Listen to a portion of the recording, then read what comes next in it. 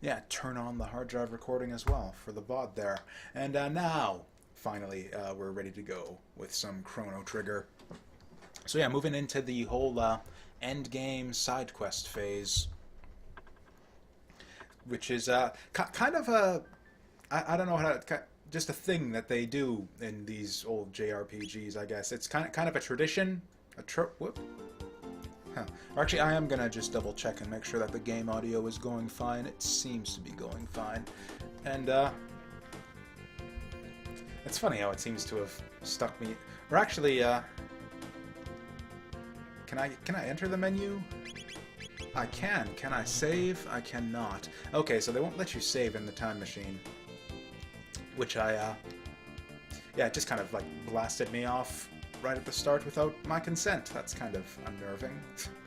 I swear I didn't press anything to kick that off there, but yeah, I remember now. Our first plan, that's the whole reason we were here in the first place, was to yeah, clear out the ruins here, although actually, yeah, we are going to have to go back. And that's kind of the gimmick with this this little subquest here, is you're just basically just going between the two eras, going back into the past to repair the ruins, and then back into the present to explore the shit you just repaired, and it's yeah, basically just going back and forth like that. But yeah, the whole like end game optional side quest dump essentially is yeah, kind of a tradition, I guess, especially in old Square RPGs. Like what?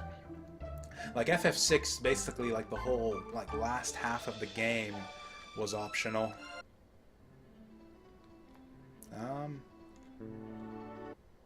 Oh right, we probably have to go to his house.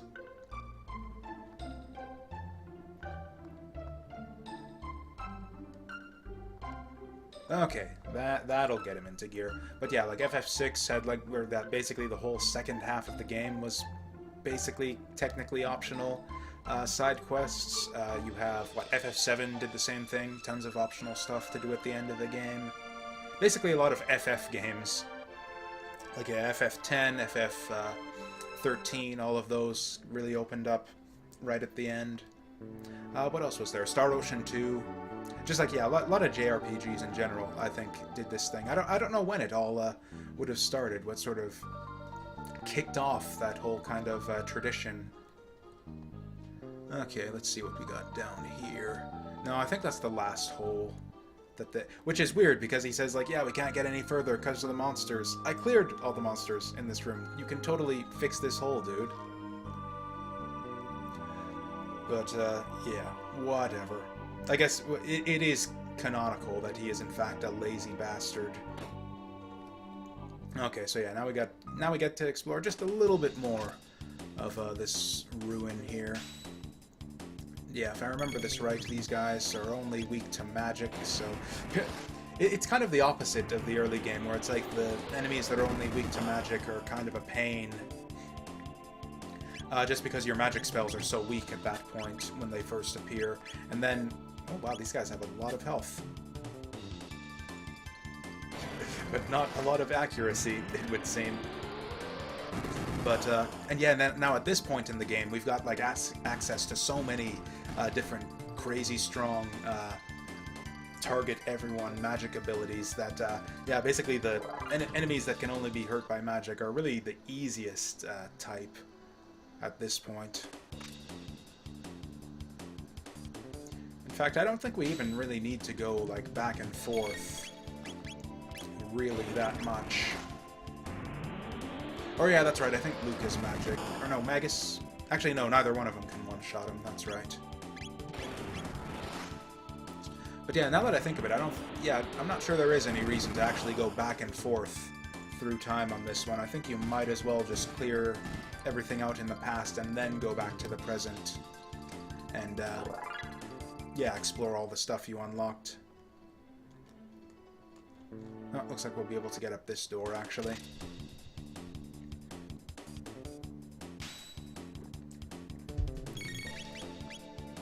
And again, that kind of goes as well to sort of my contention earlier, that these old RPGs tended to kind of open up and expand the range that the player is allowed to explore, sort of very gradually over the course of the game, like you saw over the course of this game.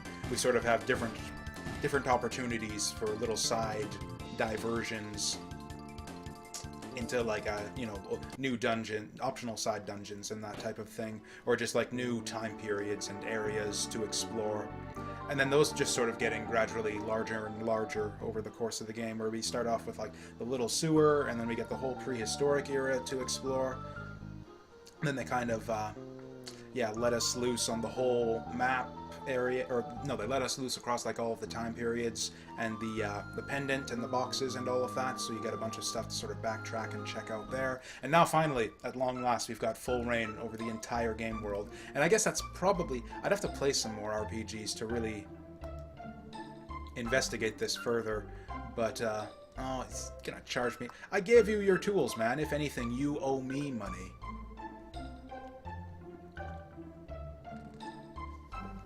Ah, well. I'm sure we'll... In fact, we probably made our 2000 G at this point in the game. I haven't even really been paying attention to what the enemies drop at this point, but I'd imagine we could make that back in, like... just by, like, you know, busting apart, like, 4 skeletons. Is that, like, 1 fight's worth of gold by now? I'm just gonna keep checking this, even though I don't think he'll do it until... Oh, hey! There he goes. What a trooper. I take back all the nasty things I said about that lazy asshole. Oh, was that it?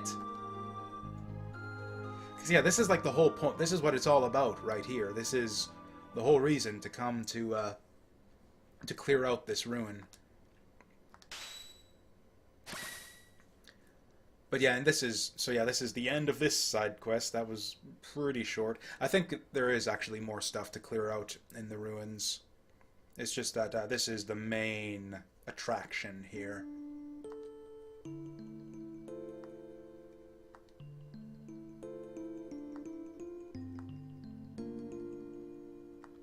Yeah, no shit. He actually...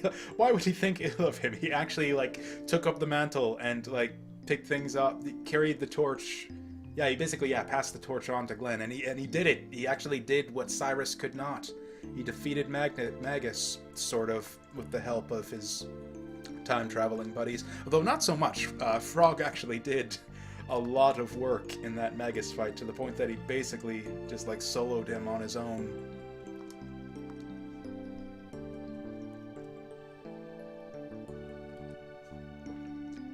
I guess Glenn's got some of that good old, what do they call it? Imposter syndrome, I guess. And I guess that's sort of, yeah, part of his character, too, because you see how he's sort of this wimpy little dweeb back in his human days. And you see a bit of that. Yeah, he does tend to kind of, like, you just mope around. He's probably the most depressed out of the, or the most neurotic out of the entire cast of characters in Chrono Trigger.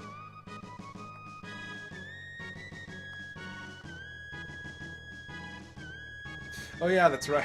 I completely forgot that they, like, are the sword. Right, because that's right. That's yeah, we saw that in in yesterday's stream. That's right. How they, like, basically I don't know, projected themselves into a dreamstone knife or something, and that was the origin of the Masamune. Wait, what? Okay, based on the dialogue there, it sounded like they were going to fight me or something, which I did not remember happening. But and yeah, your reward here is that the Masamune gets powered up, and that's Frog's final weapon. And that's generally what your reward is for all of these endgame side quests, is just the best weapon for each character. Actually, that was basically the same thing. Final Fantasy V is another one. Probably the earliest example, actually, that I can think of this whole... just sort of bevy of optional endgame side quests. And yeah, it was the same thing in FF5, where you've got a bunch of different places to go and explore, and you'd be rewarded with all of the best weapons of each different weapon type. Oh hey, he actually vandalized his tombstone. That's just I suppose it's supposed to be magic or something, like maybe Cyrus modified it himself. But I like the idea of just, like, Frog sitting there, just like chiseling away with using the Masamune to just carve that in there.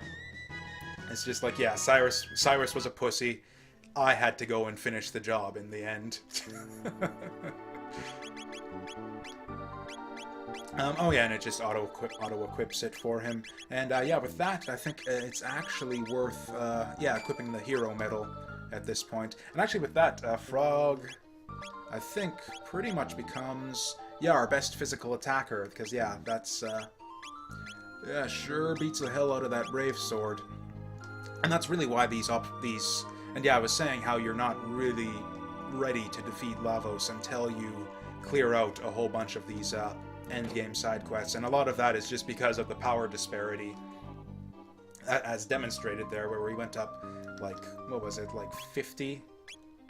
Yeah, we gained like 50 attack power from that upgrade there. Oh, it looks like that was all they repaired. Okay, so yeah, we are still gonna have to keep going back and forth.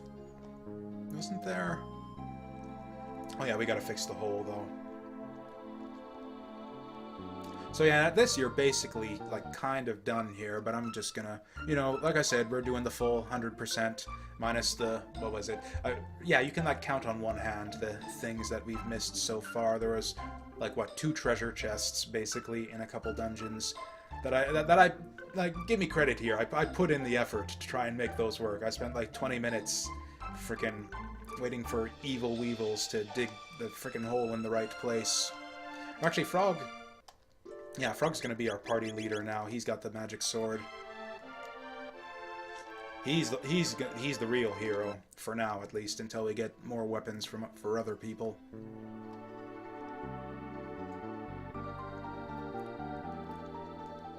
Or actually, right, he doesn't say here that. But yeah, if you go back into town and try to talk to him and get him to repair the ruins again, he'll tell you that yeah, they can't go any further until the monsters are cleared out. Alright, and yeah, we did have the pendant.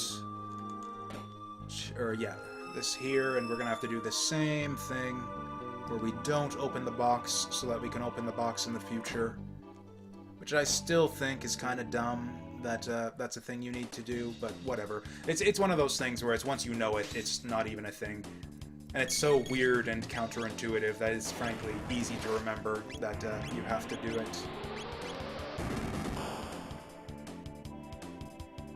Did that sword increase his speed, too? Suddenly he's acting before Magus, even.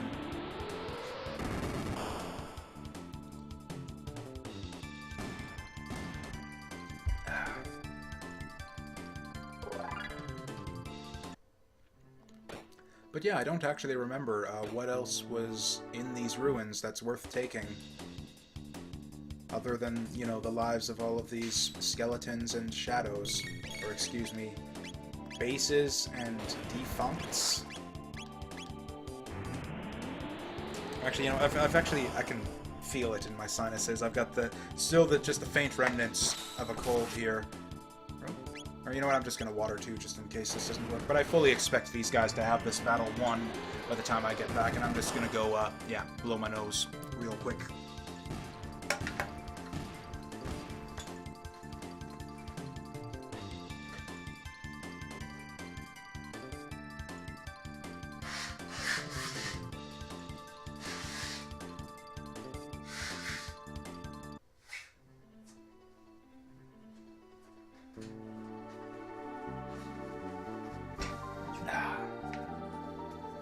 Again, I forgot to mute my microphone when I did that. Sorry. Alright. Oh, hey, we get a bunch of special treasure chests in here. I don't know why they have to be like the pendant kind of treasure chests, since you can't get in this... You can't get here anyways until after the point in the story where you've got the chest opening pendant. I guess it's solely for the... Whoa. I wasn't paying attention to the damage numbers earlier, but yeah, apparently these guys aren't actually weak to fire. Because yeah, okay, but apparently they don't have very much health. Okay, that's the gimmick there.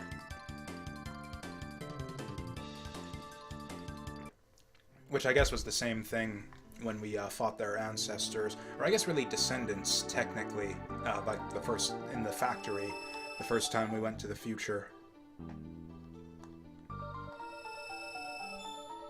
I don't know, yeah, I don't, or actually, I think, something completely random, like, I think, Marl's best weapon, might be in one of these chests. I just have a vague remembrance of, that being one random thing you get out of here.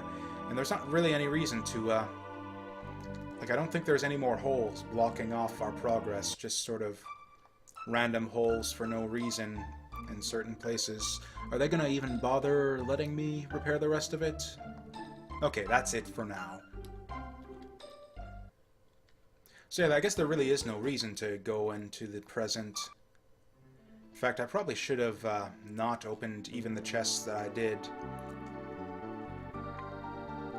Because yeah, I could have doubled up and I could have got this in the present and then gotten it in the past also. Okay, good. Nobody else has vandalized the tombstone in the meantime. Yeah, it looks like the monsters aren't even here anymore. Would have been nice if they could have, you know, plugged up those last couple holes there. Like I said, lazy bastards they are and all. Yeah, I could have doubled up on whatever was in those chests if I had been thinking clearly.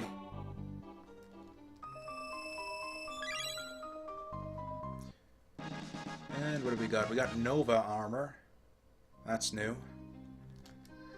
And I think that, is that like what, fire resistance or something? It sounds like fire resistant armor. Oh, it protects status. That's always good. Okay, so yeah, we're just gonna save that for like when we need it. Because yeah, that'll be really, yeah, that's the other thing. Like I said, the Lavos fight is status effects. And protection from status effects is actually really important for the Lavos fight. And actually, yeah, apparently some of the fights in the Black Omen as well, as we saw yesterday. Kali Blade. I don't know what that could possibly be. I guess like a new sword for Chrono, maybe? And Siren, yeah, Siren I think is the crossbow I was thinking of for Marl. Yeah, we got the Siren there. And we got... yeah, Star Sword goes up to the Kali Blade. Although we're gonna... I think the next thing we're gonna do is finish the Rainbow Shell quest line, which will get us the best sword for Chrono. So that's... actually, I don't know. Actually, I don't know if that's worth it, now that I think of it, because we don't want to use Chrono at all until all of the other party members have have filled out all of their spell lists. Because, yeah, Chrono's the one person who there's, like... we're just basically throwing away free TP if we put him in the party. Because, yeah, all the other characters still have text to learn. Or actually, some more so than others. We actually... Actually, yeah, as nice as it is to have Frog in the party with his new magic sword here, I think we actually want the people who, yeah, need their techs the most. Because, yeah, these guys still haven't even started to learn their last ones. So, okay, this is going to be the party then. Oh, yeah, and I talked a little bit before... oh, right, I completely forgot. I was in here to, there was a reason we were in here. I was blabbing and not paying attention to what I was doing. But yeah, now that we've opened them in the present, we can... Or did I open them in the present? Did I just fuck everything up? God, I'm not paying attention. I'm not paying attention to what I'm doing. Did I just fuck everything up? Did I... Were we not in the present when I, Yeah, we actually didn't go to the present when I did that. We just exited the ruins and then entered them because I was busy blabbing and not paying attention to what I was doing. So we actually just, yeah, fucked all that up, I think.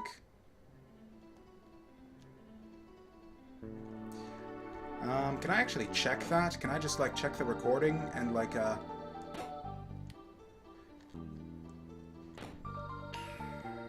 Well, I mean, I don't know why I'm in here, because if we're in the present and we got him in the past, then, whatever, I'll just check the recording later. And, but yeah, that's pretty embarrassing, if that's the case. I was, again, as usual, busy flapping my gums and not really paying attention to what I'm doing. But yeah, I feel... Or in fact, let's just double check on game FAQs. Because yeah, basically I remember that Siren was the crossbow that we got. So if that's the name of the shitty crossbow in the past, then we fucked up. And I'm not gonna go back and reload the save or anything because... you know, we've been at this for like 20 minutes already, and I don't feel like going back and losing 20 minutes of progress, even if it is bad progress.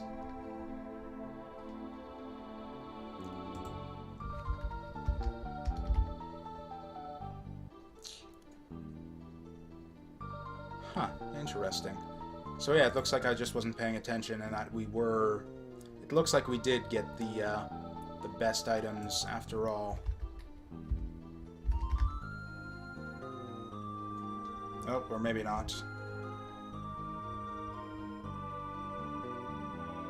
Oh, yeah, we fucked it up. We wanted, yeah, because we would have gotten a Valkyrie, a Shiva Edge, and Moon Armor if we'd have gotten them in 1000 AD, and instead we got the shitty 600 AD prize instead. It's pretty awful.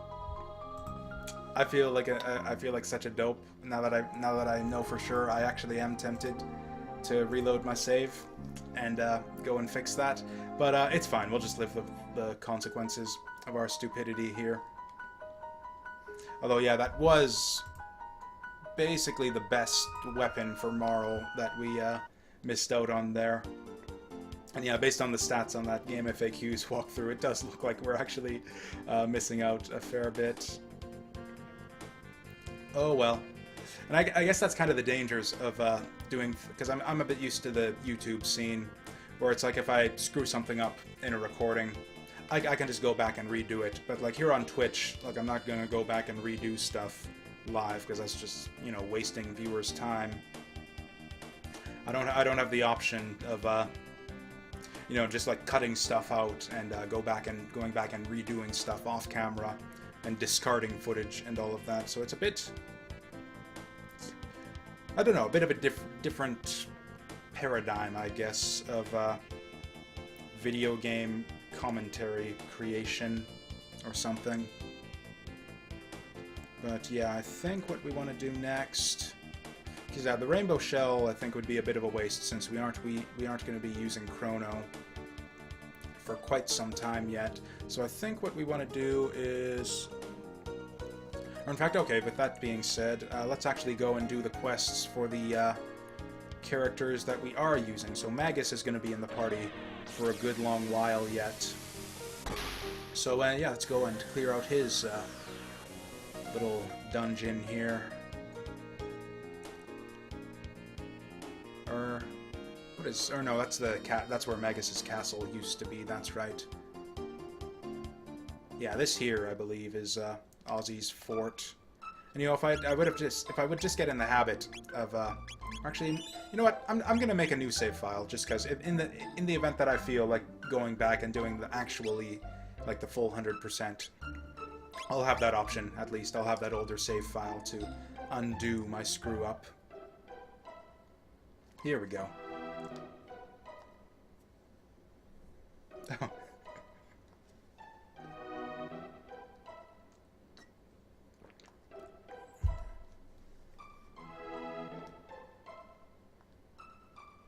He doesn't even stick around for the answer. And of course, I guess the in-character answer to that is that he never really give it. Magus never really gave a shit about the mystics or hated humans or anything in the first place. He was just using his position of power to basically give himself to gain power to summon Lavos and defeat him is sort of my understanding here. Though yeah, they leave, like I said last stream, they kind of leave a large blank to fill there. Like, we have no idea what happened in the meantime between Janus getting time portaled into the Middle Ages and like him becoming Magus and all that. Like, does he really give a shit about like hating humans and all of that? Does he care? Does he like or care about Ozzy at all?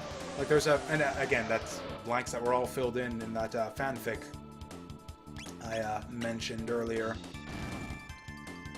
Yeah, Megas actually needs some healing here. I think Robo has like a full heal beam of some kind, if I remember correctly.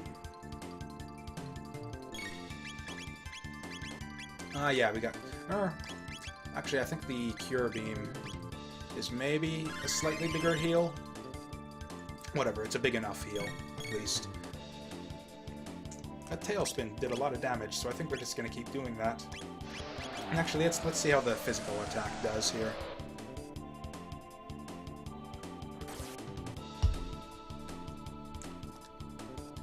That was easier than I remembered. Does she have a second form this time? Oh, right, I remember how this works. Because I remembered or at least based on my memory, that your second fights with Aussie, Flea, and Slash are actually somewhat more difficult than the first one. Slash in particular, but I remember why I remember having difficulty with them in this fort here, and we'll see that at the end of things. It isn't really much of a dungeon. Like I think this is pretty much just how it goes. It's just a sequence of gags showing off Aussie's incompetence. Sort of like almost a parody of the Magus dungeon, or Magus's castle earlier on in the game. And I like this. It's just like a fun, like... Oh yeah, although there's a hidden passageway that we need to look out for, where Magus's equipment is. And if I recall, it's not that easy to find either.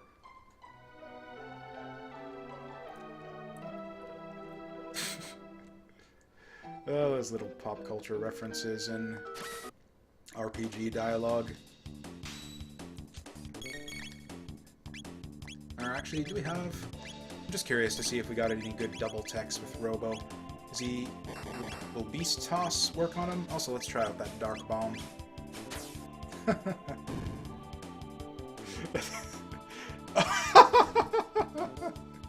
There, and that's that for Super Slash. But yeah, we'll see in a minute why I had difficulty with these guys as a kid. Yeah, I think it's in here somewhere. So yeah, that thing will actually, yeah, come down on you if you actually go for the treasure chest. Yep, I'm sure it is. Oh, yep.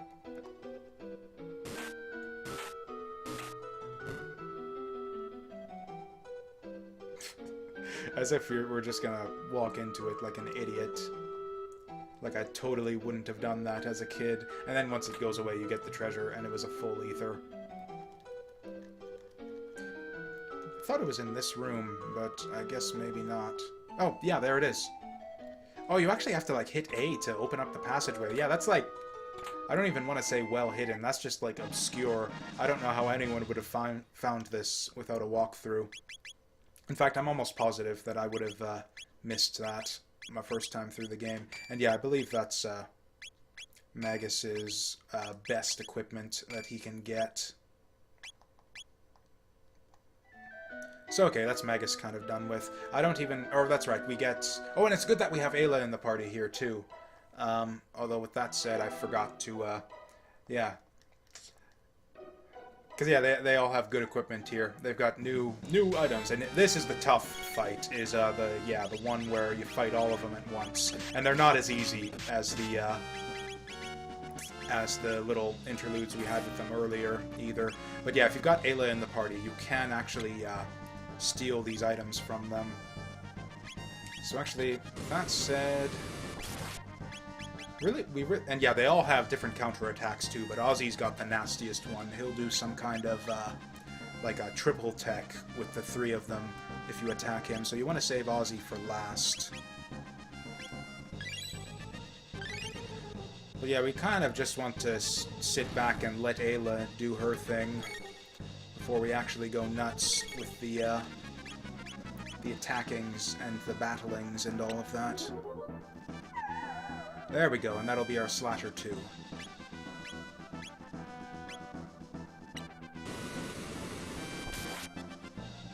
This is a really neat fight. I actually do like this one, just because, again, I really enjoy the interactions between the different enemies and just the fights in general in this game. Like you saw the stuff where it's like the reptile man will hit his volcano buddy and get it to spew rocks at you and that type of thing, or like the snakes eating the frogs in the forest. I think that I really like that type of thing.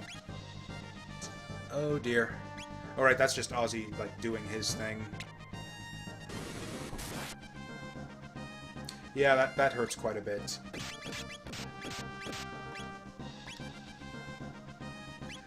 Magus doesn't have any type of healing on him, so I guess we're gonna just have him continue to...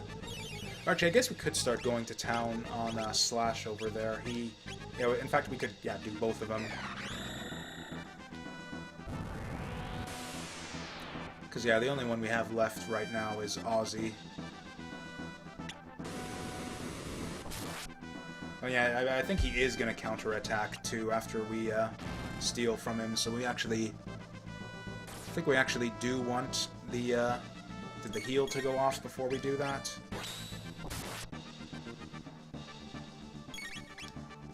Okay, so first we do the heal beam, then we do the charm on Ozzy. And actually, I think all of the equipment you get from these guys, like the charm is not that essential. You will eventually replace all of this stuff as you do the other endgame side quests. But Ozzy Pants, I think, are the one... Yep, this is what he does when he counterattacks. He's basically, got his own version of Delta Force here. Which does crazy damage, which is why you don't want to attack Ozzy until you've finished with the others.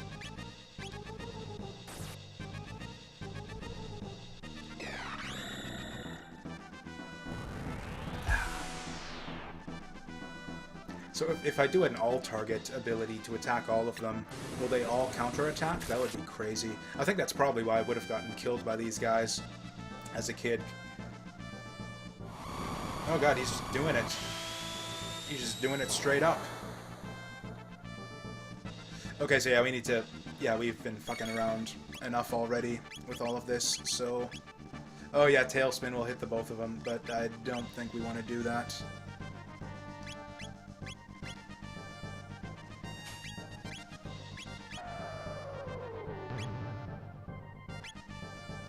Yeah, you can see he has way more HP than he did in just the solo fight him. They just give you a couple easy fights against these guys to sort of lull you into a false sense of security, and then you get like a real, fairly difficult fight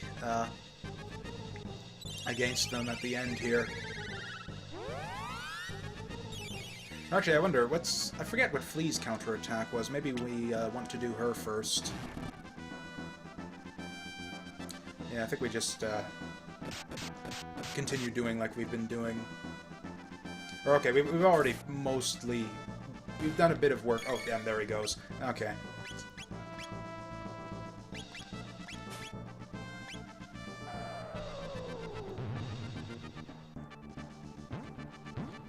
Oh, shit. I don't think I've seen that before. I guess I must have gone for Flea first all of the time. Because yeah, I'm pretty sure Slash wouldn't run if you were to kill Flea first. But yeah, that's pretty amusing. I mean, I'd probably want to run the fuck away too if like some insane cave woman just like tossed me 20 feet up into the air. I'd be like, yeah, none of that, thank you. Oh right, he's blind. We're, yeah, not going to be attacking with him and hitting anything at least anytime soon. Alright, you know what? Yeah, let's throw Ozzy. And as you can see, Ozzy's just useless here. Like, he'll literally do nothing for the rest of his fight, for the rest of the fight here, without his subordinates. Oh wow, that even affects his hit rate with the, with just the, techs as well. Okay. And I guess we have seen, the physical-based techs missed before. Like, I know Chrono's missed with, Confuse a couple times. Okay, so I guess we just... I mean, we don't need the heal beam. Okay, let's see if he'll contribute his blindness to beast. Okay, so this would just be the dumbest thing in the world if we got a miss after that whole animation. Okay, looks like we're good. I wonder if we got reduced rewards there, though, because of Flea running away. Oh yeah, but I guess that's not quite... Okay, I was suddenly thrown off by the way the... just the audio graph for the game audio. But yeah, I guess there are little beats of silence with this bit of background music here. Or actually, do we... Yeah, but there's nothing we need to do for this next quote-unquote fight.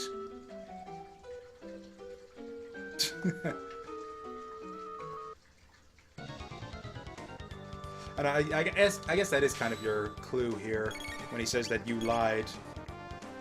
Actually, what? I just want to see what he does if you attack him. I think it's some kind of counter-attack.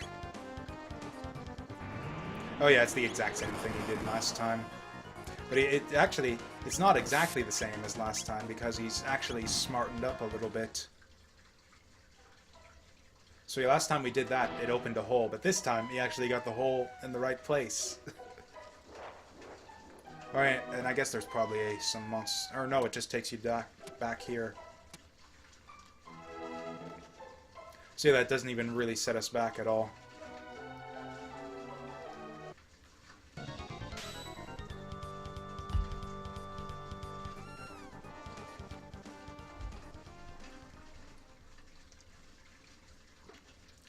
I don't know why Ozzy always insists on placing pit traps underneath the places where he likes to stand, but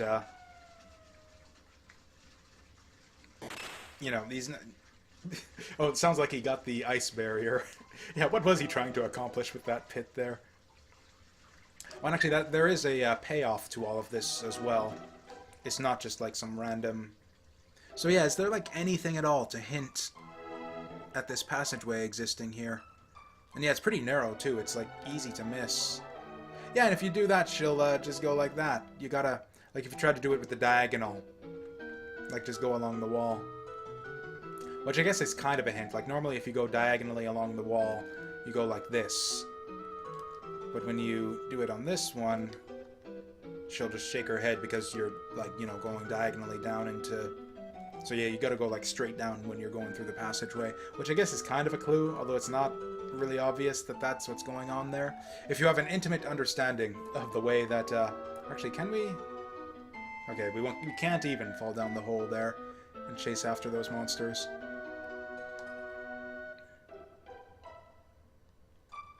But yeah, if you have a really good understanding of the way that collision detection and circumnavigation of objects works on the overworld, then yeah, that'll be a good clue for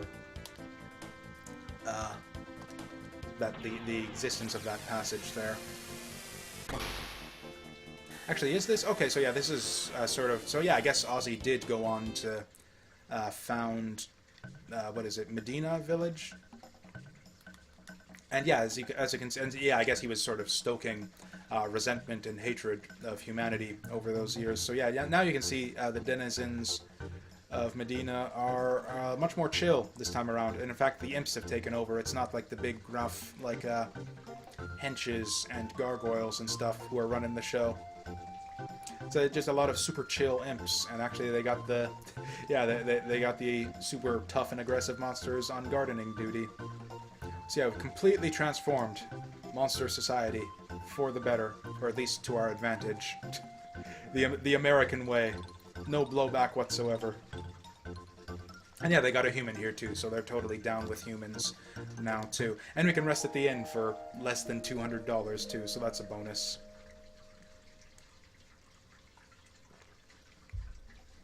I think it's a bit of a missed opportunity, but I think it would have been cool to have Magus, like, not use the bed, and to have him, like, I don't know, standing beside it, or, like, hanging upside down, or something like that.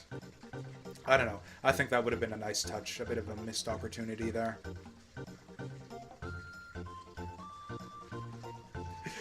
Despite the fact that we've, like, completely changed history, they still recognize us. I don't know where they think they've seen us before, Because, like, last time we saw them, they were like, oh yeah, be careful around town because everybody hates humans. Like, did that just play down different? Like, did that conversation just play out differently? Now that we've, changed history? I guess that would make sense.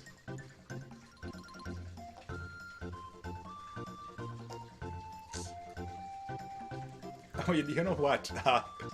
I made that stupid reference about, like, you know, meddling in other societies to the West's advantage and all of that.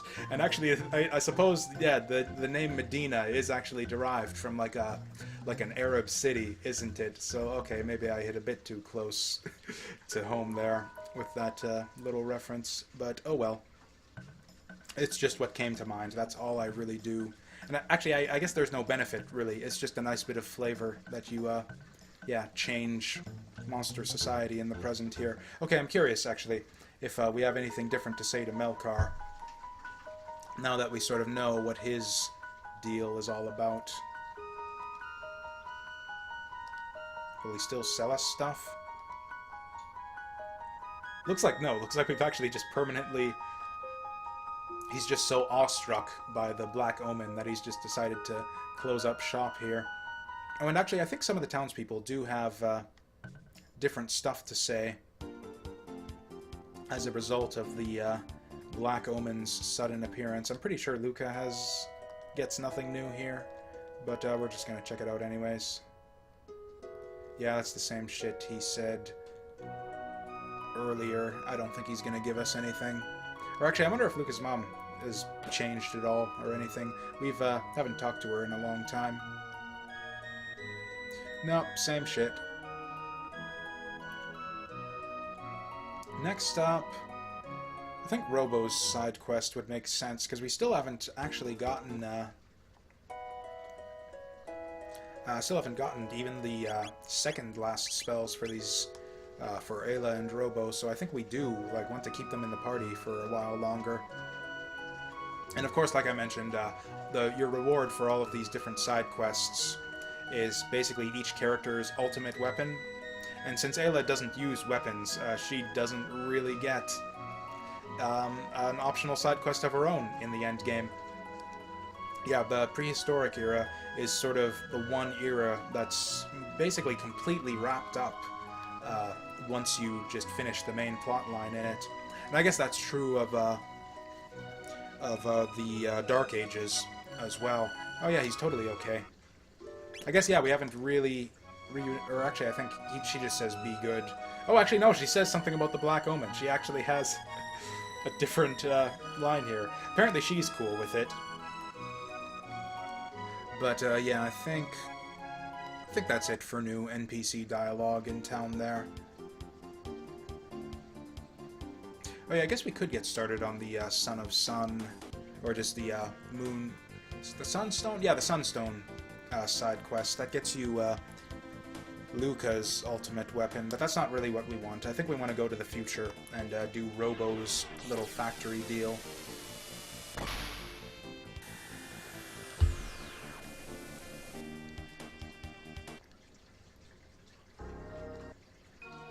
Okay, yeah, you can do the Sun Palace.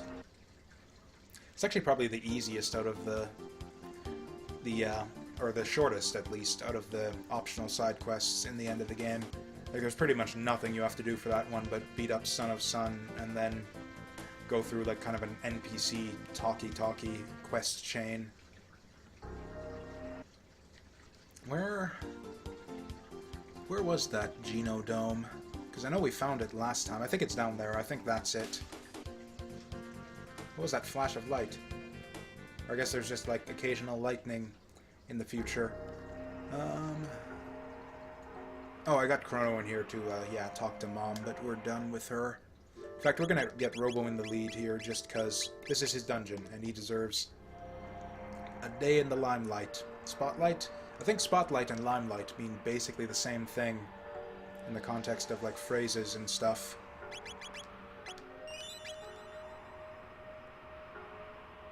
As if at this point I'm really gonna go back and redo those stupid chests that I screwed up after doing all of the other stuff. That'll be the thing. I'll do all of the other side quests, and then we'll reload our old save and just redo all of them again because we screwed up those few treasure chests. Oh, right, we got a big battle gauntlet here, too. I think Magus is basically going to be able to one-shot everything with his lightning, too. And if he isn't, we're actually in trouble, because none of the others really have good abilities that'll target everyone. Actually, I guess... Oh, dear. Yeah, this is not great. Huh. Actually, we haven't seen this one yet, have we? Okay, she's, yeah, putting a little show on for him, I guess. Oh, and that actually did work. We actually did, like, a status effect attack. That actually worked. That's... Hot damn, it's a new day. We're in Chrono Trigger land. That's the first time I've... Because, yeah, we tried Provoke, we tried Luca's Hypnosis, and yeah, none of them have ever worked.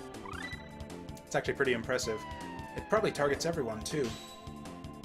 But, do you have anything better? Low HP equals greater damage. Oh yeah, that one will work.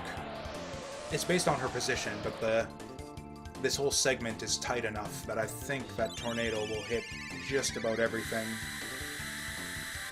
Because yeah, we're not even close to the end of this. We need to...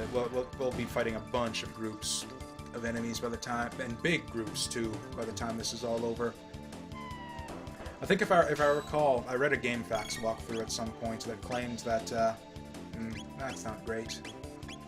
That claimed that this was the best place to go for leveling up at the end game. You just do this conveyor belt section over and over again. Or we're just gonna do it anyways, because that's the best AoE we've got.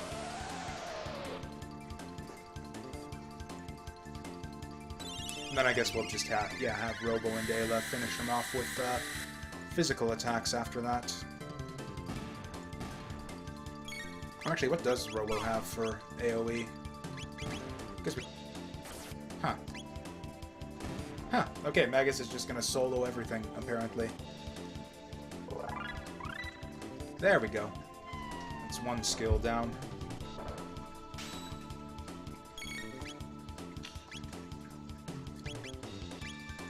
Or I'm gonna try Dino Tail just to see how pathetic it is when she's at basically full HP. Because yeah, I think the way what the description was telling... Oh, it's actually not... Okay, that's pretty bad. For this point in the game, that's pretty bad. Though it might be enough to finish him off anyways. Yep. Wow, we might actually just use that, just for that extra bit of damage to finish him off a bit quicker. In fact, yeah, that's literally like what we're gonna do right now.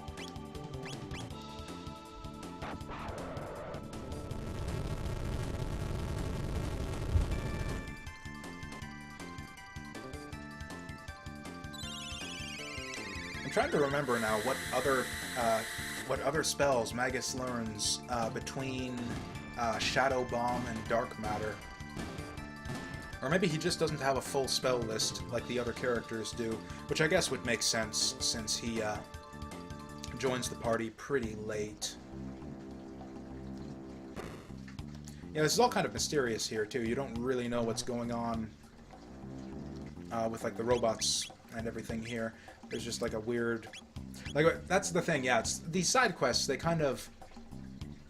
Some of them, it's like kind of resolution and like closure to sort of open questions in the plot, like, okay, what happened to Ozzy and the rest of the Mystics after Magus went down? And you sort of find out and resolve that with Magus's subplot, and then sort of... And then Frog sort of getting closure and getting good with Cyrus's ghost, and that sort of brings his little arc or subplot to a close there. And that's what a lot of these endgame side quests are about. But some of them actually sort of add depth and character to, depth and characterization, I guess I should say, to some of the other characters in the game. Because yeah, we don't really know anything about like Robo's history. Like we know he's like the one good robot. Oh yeah, that's right. Aussie Pants make you confused. They're the highest defense in the game, but they make you confused. And that I don't know why I thought they were a good item that's worth getting. I just completely misremembered that. Don't know why we have this Dark Helm on either. But yeah, I think Robo has a one-on-one fight later on, so actually I think we will actually just give him all of the best stuff. Oh, and yeah, we need to swap out his, yeah, the speed belt too. What the hell, yeah, we'll give it to her, just because. Hopefully we'll remember to swap that out. Where is it? There, okay, so speed belt. So he'll be sort of, okay, not even near on par with the others, but at least not completely slowing us down. And what else do we get? Or actually, Wall Ring's actually probably decent for her, because I think she has pretty shitty magic defense. And yeah, I think that'll be good for pretty much everything going into the factory. Yeah, this is kind of an interesting dungeon here, too. There's, like, actually a bit of puzzling that needs to be done that's not completely obvious. I think we can, actually, just, like, attack. And it'll be... Oh, maybe we can't. Oh, yeah, 3 hits won't even do it. Oh, and yeah, actually, no, forget Ragebound. We need to do what we said we were going to do in the first place, which was get that gold stud on Magus. Oh, even with the crit we don't get him. Jesus.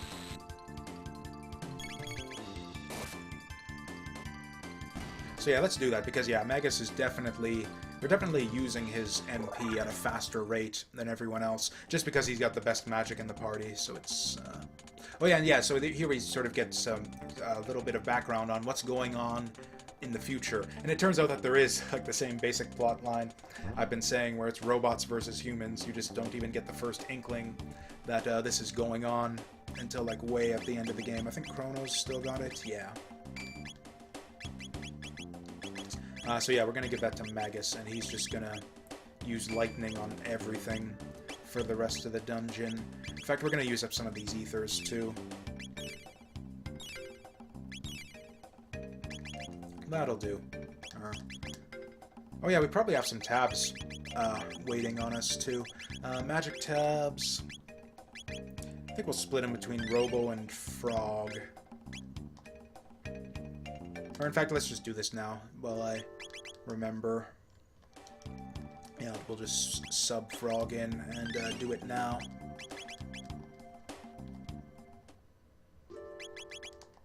Okay, so now we're good to go.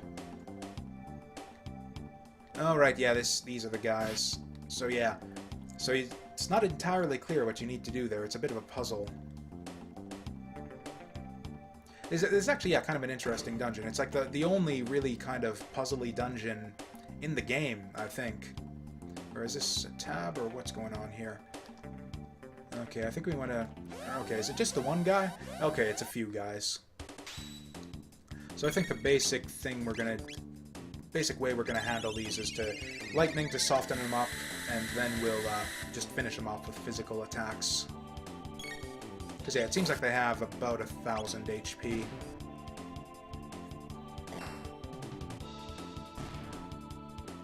But anyways, yeah, as far as, like, Robo's history and origins and all of that, we know that he was, like, basically shut down for some reason, and he sort of missed out on whatever debacle occurred to make all of the robots go haywire and attack people. So he's like the last good robot in the future, and you don't really know why that is or how he got deactivated and missed out on all of the chaos that ensued to make the robots go crazy. And so this side quest like really tells like the entirety. Right? I guess you get a bit of that. You get a little bit of that with the first scene with Robo with his little comrades or former comrades in the factory, where they tell you that he was, or really just sort of like a sort of enticement or the beginnings of that story, or they just sort of tell him that he's malfunctioning and needs to be reprogrammed. So you get the sense that he's like an outlier from this sort of robot society where the robots are just attacking humans all the time. But you don't really get a sense of like how that happened or why Robo got left out of all of that until this dungeon here. So you really don't get any of Robo's story until this dungeon right here. Really, it just kind of fleshes him out as a character. Makes him a bit more interesting, too, I think.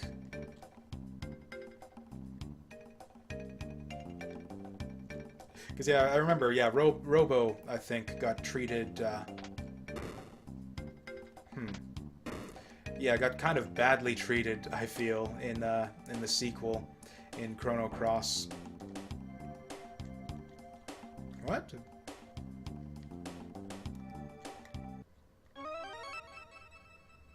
I don't know what just happened there.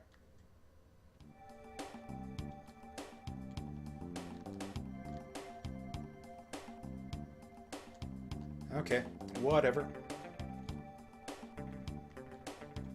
Okay, so we can't get there, so it looks like we are going to have to sort of go out and... oh, have we been in here yet? Oh yeah, that's just an elevator. Let's try the dust chute. Actually, I think that might just take you back to the start of the dungeon. I feel like that's maybe what happens there. Actually, and yeah, I was talking about how this is kind of a puzzly dungeon, and I kind of forget what the solution is here. I remember the basic idea where you've got to sort of charge up Robo. Or no, it's either you've got to like electrify Robo and lead him to that robot that's blocking the way, or you've got to get like another robot and lead that to the robot that's blocking the way. It's one of those things. Maybe a bit of both. I seem to remember electrifying Robo to do stuff and leading a robot around by the nose to do stuff. Like I've been saying, it's been a long time since the last time I did a full playthrough of this game.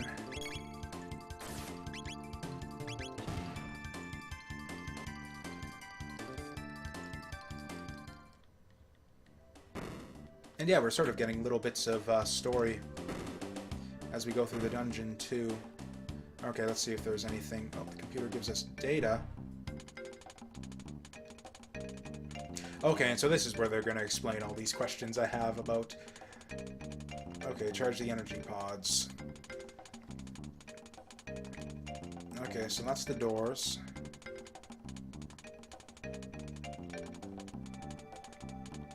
We need to get a switch. Okay, so we need to find a broken guard. And Robo got electrified there for a second, but I don't know exactly how that happened. Oh yeah, the doll. Okay. How did I get that to happen, though? Because I saw Robo kind of sparking with electricity there, and I know that's what we want to do. But I can't remember how to do it. Oh, hey, those are actually turrets. I think they'll go down in one hit. In fact, yeah, I think those are the exact same ones that were on the outside of the Black Omen. Actually, I wonder, will they even let you swap out Robo here? I think they will. It's just that he's required to, Oh, no, yeah, you're actually stuck with him in the party.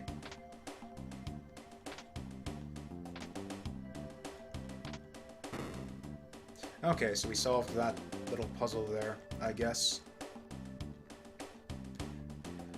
But yeah, now we have to figure out how to juice up Robo, and I don't remember how that worked.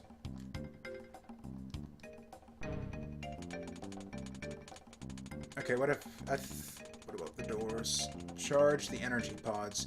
Energize first. Oh, energize in the pod. So it's going in the pod. So that's the pod to sort of activate, yeah, Robo's electric whatever. And then you take him into the pod, and then that opens the door. And then you get the doll. And we need to get a few of those. Or 2, I think it said. So I guess we're halfway there. So this is, yeah, kind of like a timed puzzle sort of thing. Where you've got to run along and get to the pod. Oh yeah, and I guess that probably extends the length of it too, so that's how... Oh! Yeah, there was another one up here, wasn't there?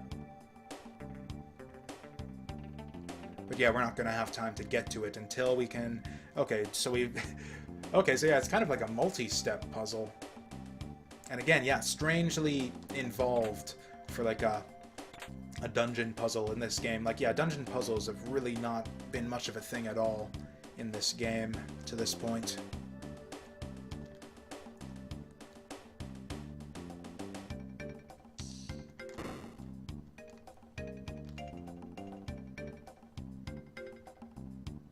Yeah, not even close. We're gonna have to flip the switch to move the conveyor belt. Now, where did they say that was? Okay, let's take the elevator. Maybe there's something upstairs. Oh, hey, a save point. That's helpful. Why did the music cut out? What is happening? And the screen's all black. Did I actually just, like, crash it or something? What the hell's going on? Well, it's a good thing we got the save point there, at least. And yeah, it looks like the emulator is actually stuck on something. So, okay, that kind of sucks. Like, really? You're going to do this just for opening that little door, huh? Well, okay, I guess this is as good a time. So I guess, do we reset it? Guess we got to reset it. Oh well, fortunately we got that save point just right outside there, so not too much of a setback. I wonder if that's a consistent thing. Like if we do it again. Okay, so that was just like a random one-off bit of nonsense. Power tab, I don't know who we give that to. Actually, this might be the way to Mother Brain. Or is this where we get our robot guard?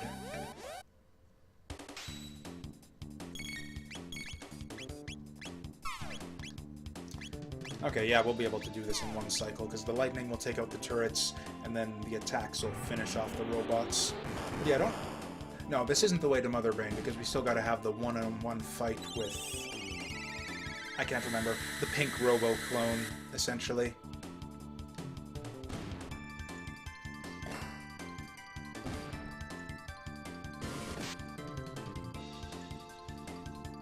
Now, I actually might have to take a bathroom break in a minute here. Actually, that would be a good place to... well, we'll see if we can hold out until the end of... until the end of the dungeon, actually. I don't think I want to use the elevator just yet. Hopefully that room stays cleared.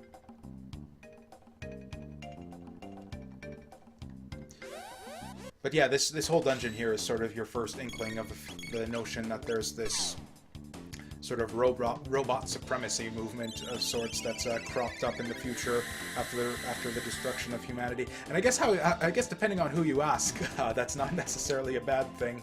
You get like the sort of transhumanists and post-humanists in modern day who think that maybe it wouldn't be such a bad thing if robots replaced us. So yeah, I guess to some people that's like the good ending of this game, is where just the robots exterminate humanity and yeah, carry on civilization from there for us.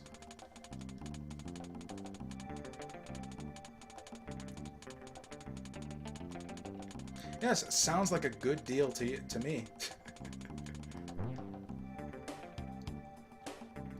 and this does almost, like, I guess it's not entirely out of nowhere. Like I said, they did kind of set this up with the little exchange between Robo and his brothers way back near the start of the game. Yet, on the other hand, that was like a long time ago, and they haven't really done anything. Okay, they're just gonna shoot each other for no reason then. Oh no, there is a reason. They're gonna self-destruct each other, is what's going on. Oh yeah, we're actually a bit low on HP now. We've just sort of been like cutting through stuff like it's nothing, but we've actually been taking a little bit of damage along the way.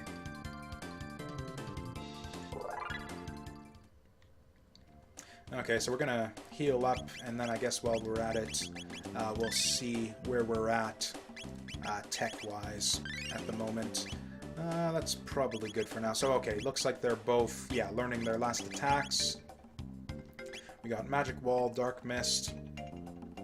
Okay, so it looks like he does get like a full list of spells. It just sort of takes a while to learn them all since he joins the party so late.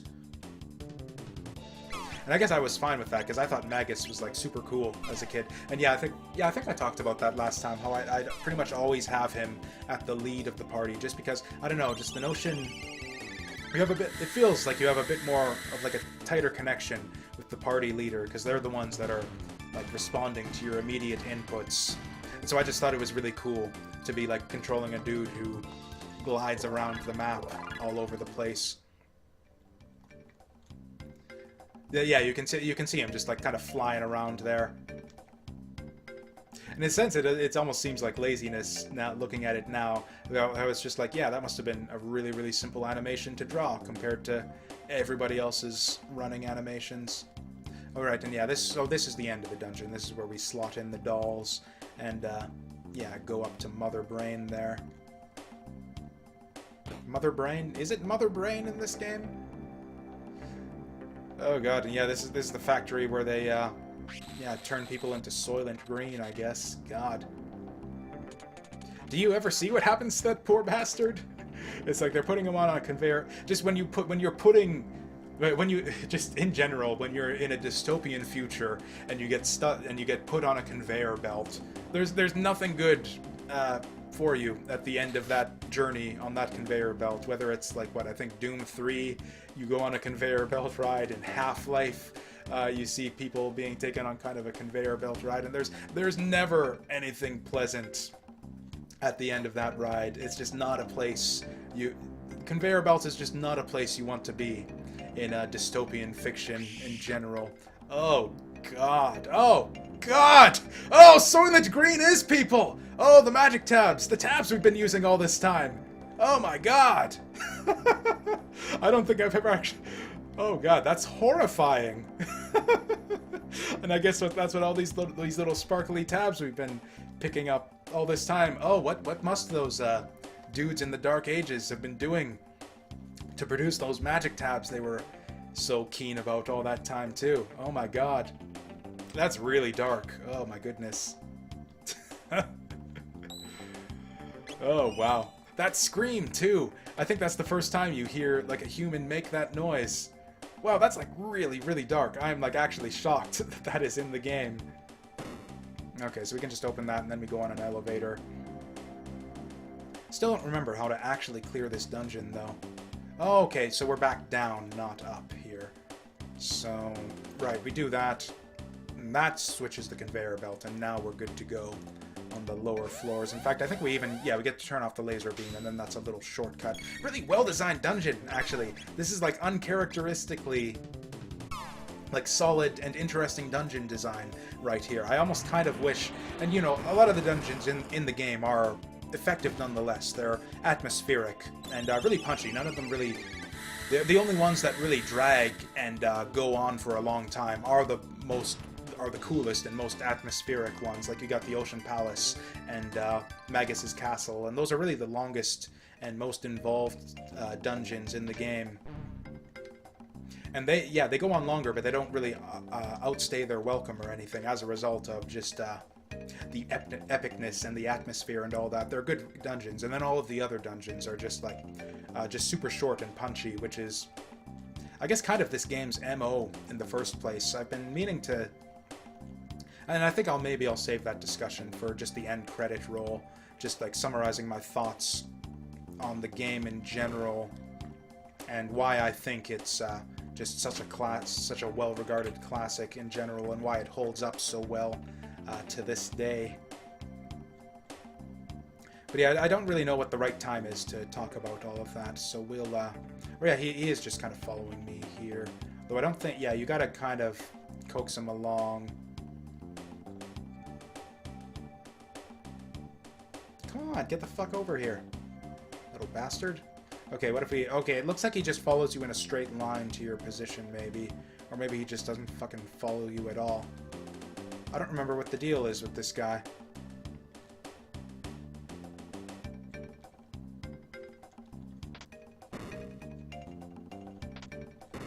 Well, okay, it looks like he's sort of... Okay, it looks like he was just being stubborn there.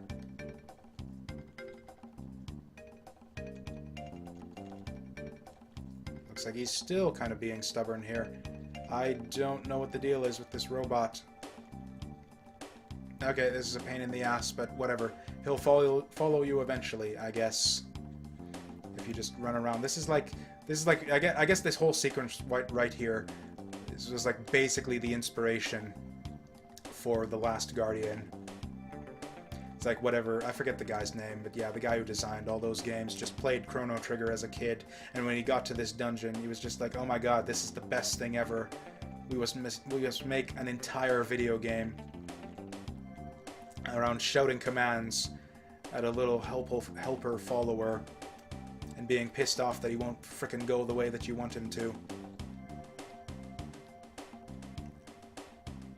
Like, I know these guys have hustle in them. Like, I've seen these guys, like, when they come out to attack you, they can move, like, at, like, 5 times this speed.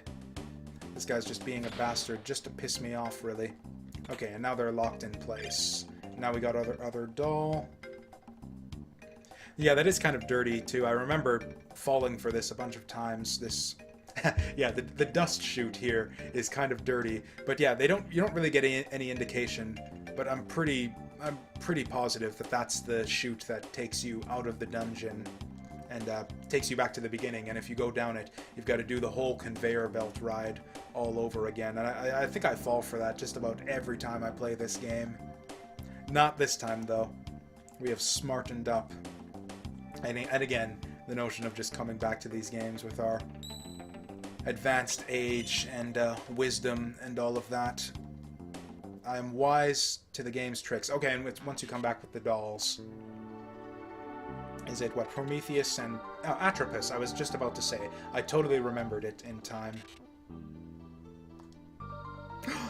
Robo's been a traitor this whole time.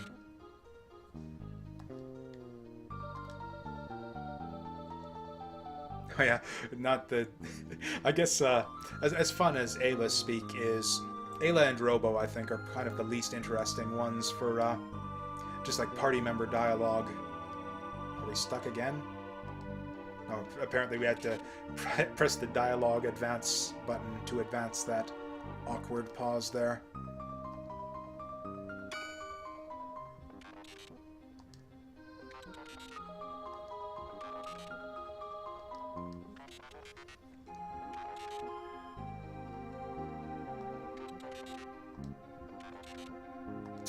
Yeah, number 19, that's a much more, yeah, sort of human touch there than Prometheus.